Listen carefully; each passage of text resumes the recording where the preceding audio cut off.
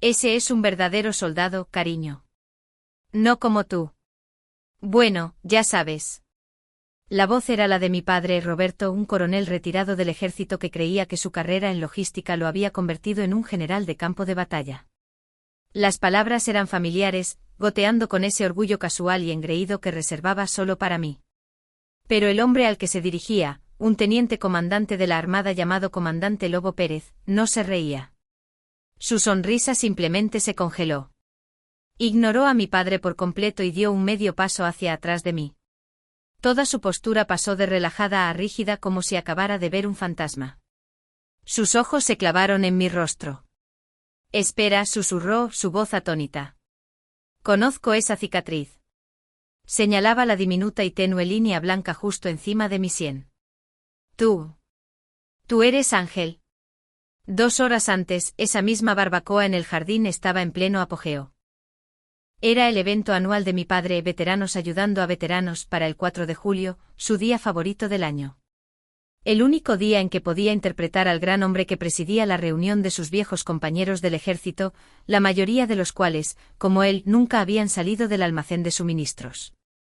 Yo estaba allí con un sencillo vestido de verano, tratando de entregarle mi cheque de donación para la caridad. Él simplemente lo rechazó con un movimiento de muñeca. Gracias, cariño. Ponlo en el frasco. Se giró hacia la multitud, levantando su cerveza. Todos, esta es mi hija, Sara. Trabaja para el gobierno. Hizo una pausa para darle efecto, dejando que el aire se llenara de expectación antes de soltar la frase clave. Empuja papeles en el Ministerio de Defensa, una verdadera guerrera de la silla, ¿verdad? Los veteranos le dieron la risa educada y condescendiente que él buscaba.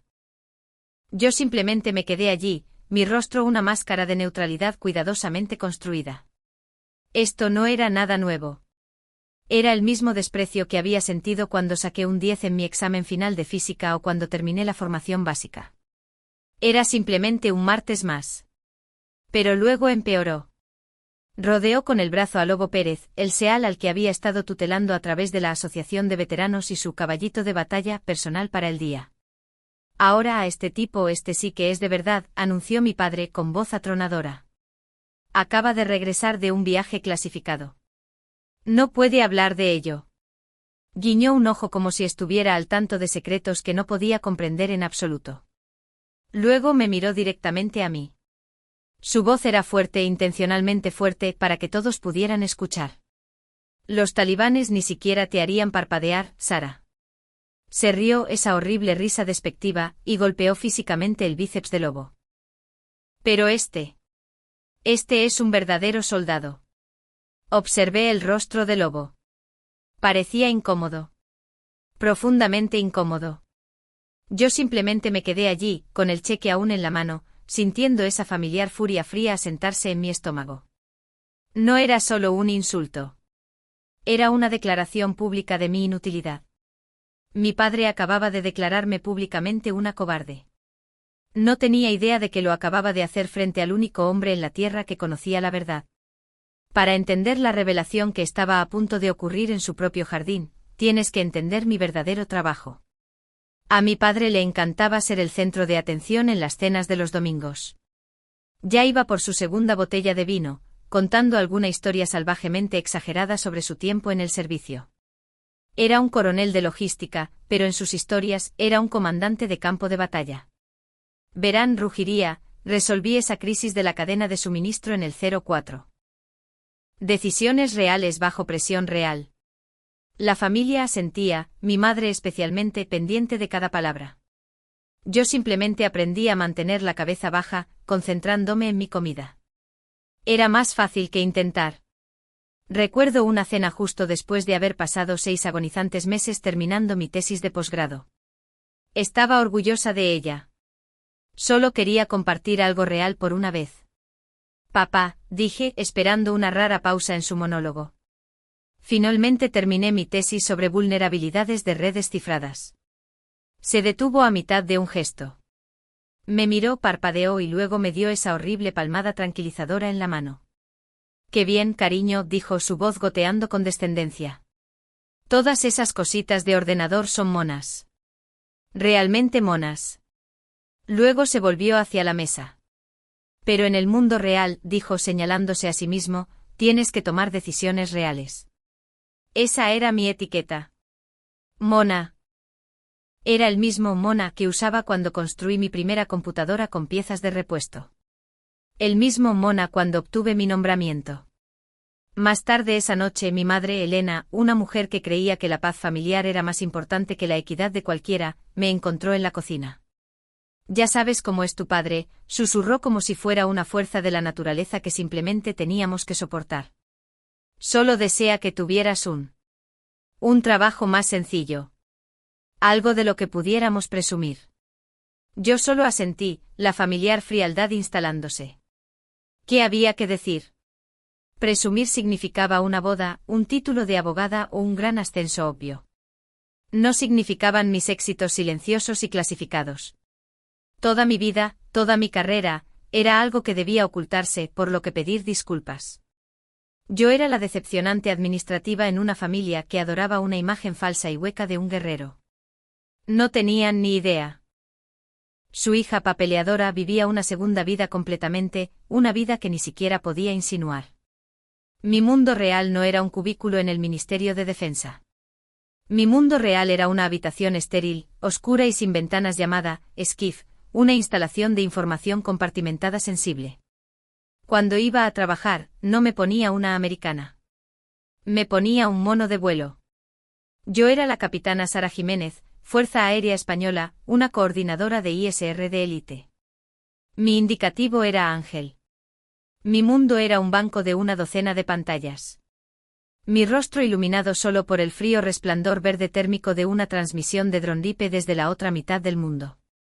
Mi voz, tranquila y constante, era lo único que conectaba a una docena de hombres en tierra con el ojo que no parpadeaba que yo controlaba.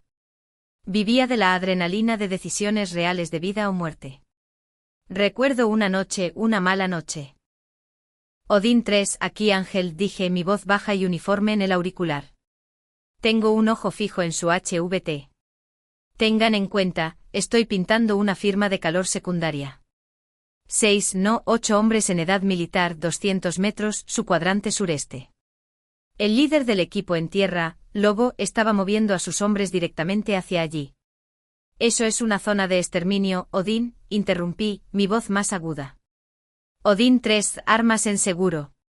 Repito, armas en seguro.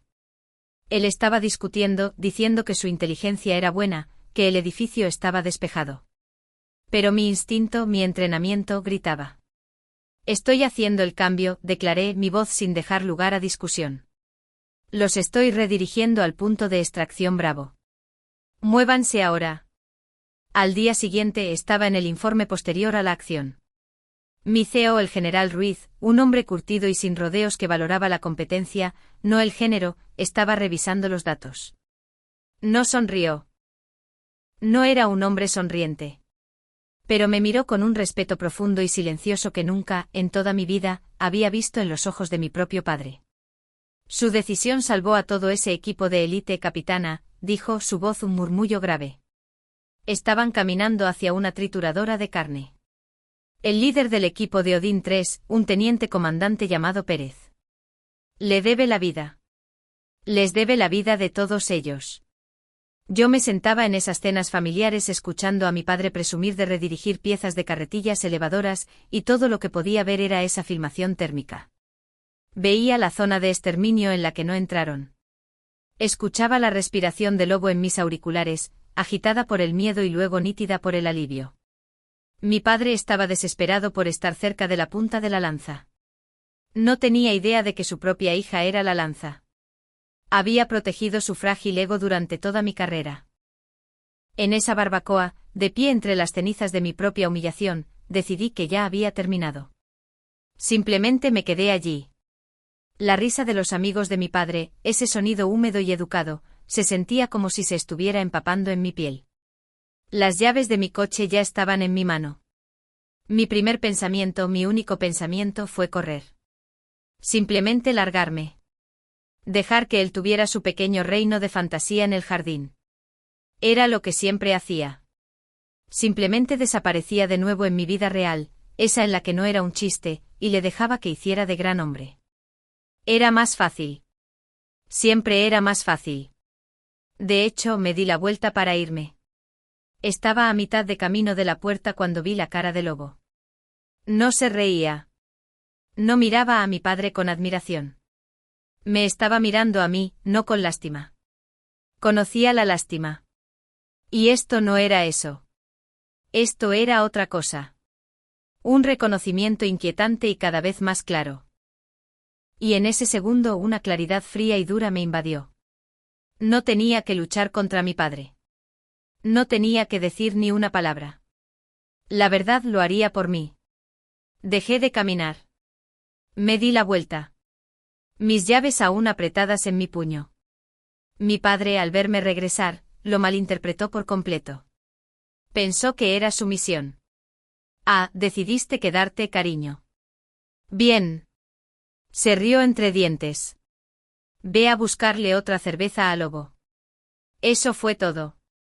Esa fue la última vez. Lo ignoré. Pasé de largo junto a él, mis ojos fijos en el seal. La multitud seguía mirando, esperando el resto del chiste. Me detuve justo delante de él. Teniente comandante, dije, mi voz tranquila y clara.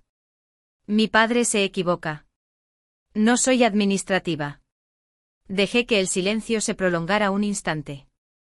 Soy la capitana Sara Jiménez, del 70 grados ala de ISR.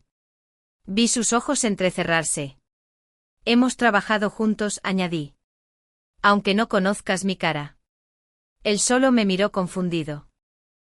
Señorita, ¿a qué se refiere? Mi padre, por supuesto, tuvo que intervenir. Sara, ¿qué es esta tontería? Deja de molestar al hombre. Ni siquiera lo miré. Solo mantuve mis ojos en Lobo. Provincia de Kandahar, dije. Hace 3 meses, operación golpe nocturno. Su rostro se quedó en blanco. Usted era Odín 3. Su equipo estaba atrapado en un wadi. Las comunicaciones estaban caídas. Tomé aliento. Estaba a 20 segundos de caer en una emboscada de 3 lados. A mi padre le encantaba contar historias de guerra. Estaba a punto de escuchar una real. Lobo tartamudeó, su voz apenas un susurro. Eso está clasificado. ¿Cómo pudiste? Finalmente le dejé verme. Porque yo era Ángel. Yo era la voz en la radio que te ordenó retirarte. Soy la que vio la cicatriz en tu sien por la metralla de 2 días antes.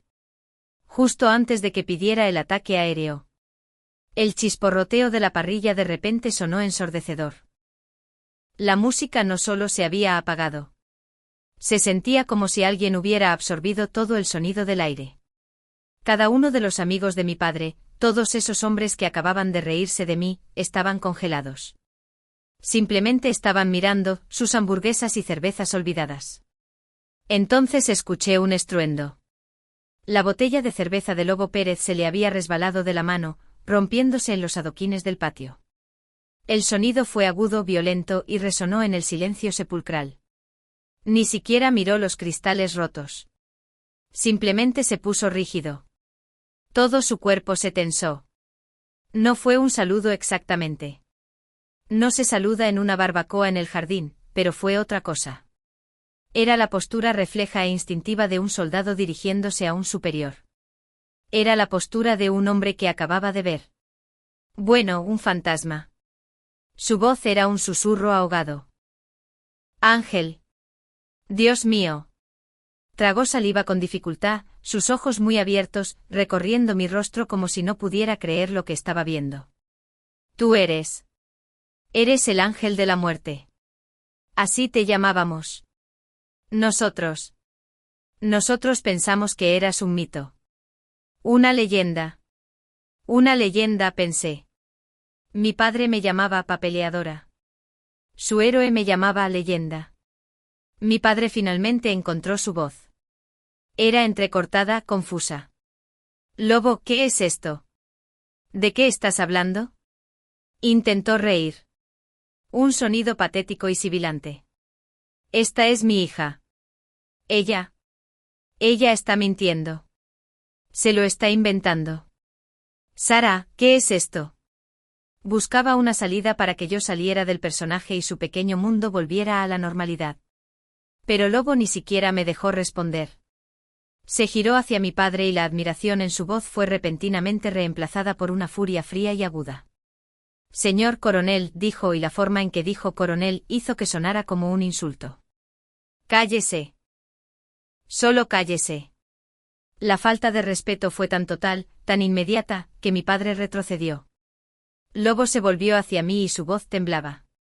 Señorita capitana, yo he estado tratando de encontrar quién era Ángel durante 3 meses. Yo solo quería darle las gracias. Respiró con dificultad, la historia brotando de él. No solo nos retiró de esa emboscada. Usted sacó a mi explorador, un chico de 20 años de Ohio.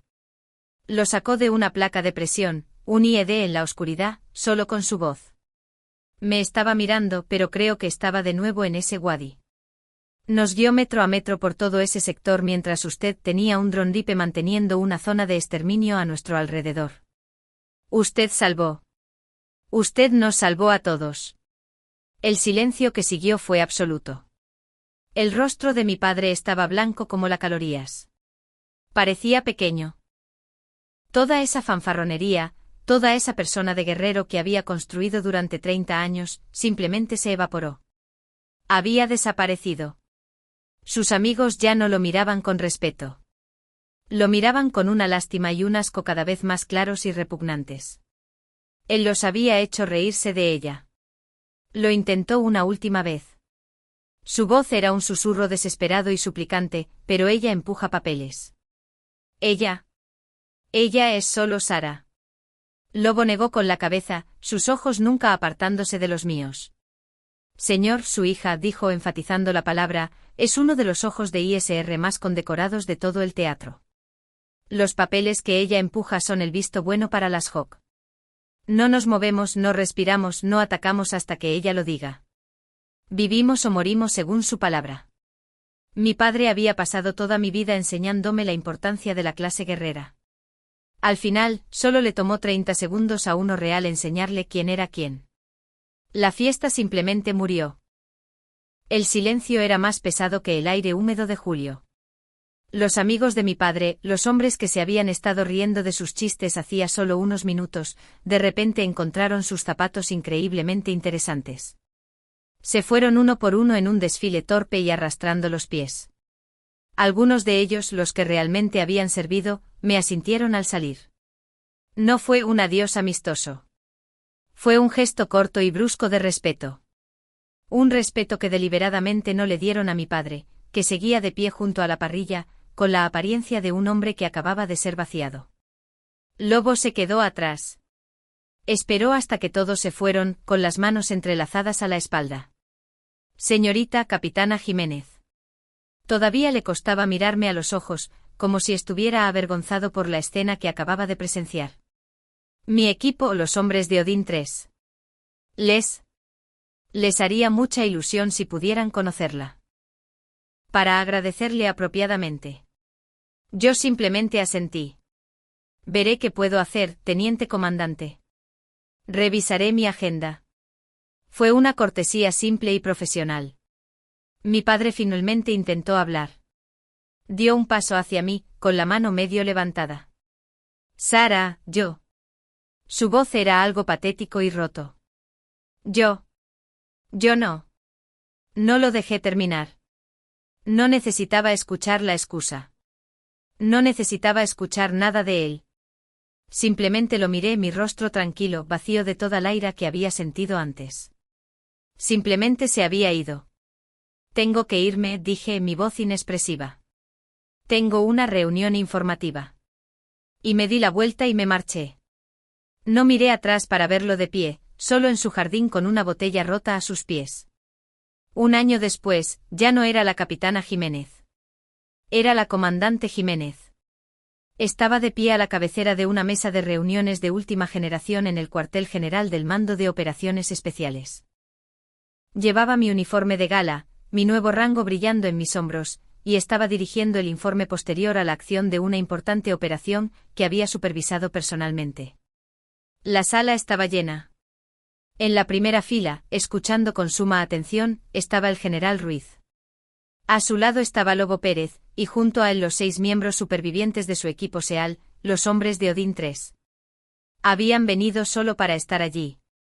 Esta era mi nueva familia, no una familia construida sobre las superficiales obligaciones de la sangre, sino una forjada en los fuegos del respeto mutuo, el riesgo compartido y la competencia silenciosa. Miré sus rostros, serios, concentrados, respetuosos. Me estaban escuchando. Estaban esperando mi palabra. Resulta que un legado no es algo que se hereda. Es algo que se construye en silencio y en la oscuridad. Había pasado toda mi vida tratando de rogar por un asiento en la mesa de mi padre. Finalmente me di cuenta de que necesitaba construir la mía. Unas semanas después de esa reunión informativa, estaba en mi nueva oficina. Era el doble de grande que la anterior, con mi nombre y rango en la puerta. En mi escritorio, junto a una pila de informes clasificados, había un sobre. Era de papelería civil barata y la dirección estaba con la letra temblorosa y familiar de mi padre. Lo miré durante mucho tiempo. Durante 20 años una carta como esta, una disculpa, un reconocimiento, era lo único que quería en el mundo. Ahora simplemente se sentía como otro papeleo. Lo abrí. La letra dentro era aún más temblorosa. No era larga. Comandante Jiménez comenzaba. Él había tachado eso. Sara ha presentado tu nombre al puesto de la Asociación de Veteranos. No para la auxiliar, había escrito, sino para la medalla al servicio distinguido. Fue aprobado por unanimidad. Lobo les contó toda la historia. La historia real. Yo fui un tonto, Sara. Estaba tan ocupado tratando de parecer un soldado que no vi al verdadero que vivía en mi propia casa.